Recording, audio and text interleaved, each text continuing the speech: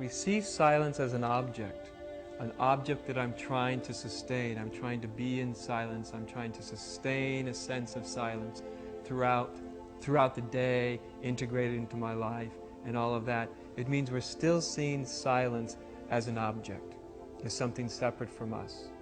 Silence, like awareness or consciousness, is another word. It's a metaphor for what we are. When we realize that we are silence, I am silence itself, then the entire notion of trying to sustain silence becomes immaterial, because nobody tries to sustain what they are. And so it's just self-sustaining. And ultimately we see that silence also does not mean what the mind thinks it means. The mind thinks silence is the opposite of noise, and it's not. Silence is itself also noise, right? They're not separate. From the mind, which sees everything in dualistic ways, there's silence and there's noise. There's silence and thought.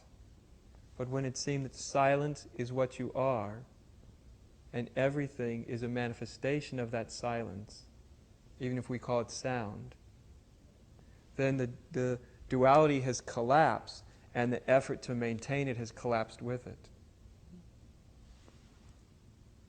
In the same way, we don't go around trying to remember that we are our personalities. It's not something we do. It's just so natural. It just happens, right?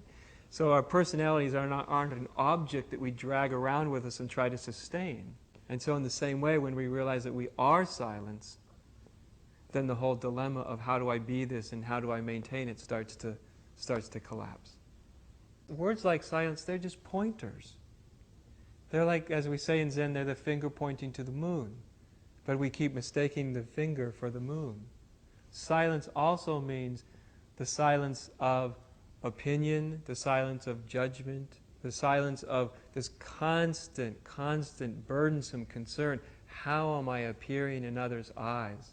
Because, of course, that's the only way our false self can find itself and know itself in the reflection of others. And so it's always concerned with, how do I appear? What do you think about me? Do you like me? Do you understand me? Am I okay with you? Do you love me? And silence is also the absence of that concern. To be without the concern. Not as a rejection, like I don't care, but as a simplicity, like I really don't care. See, and there's no rejection. So that also is silence. Silence of self.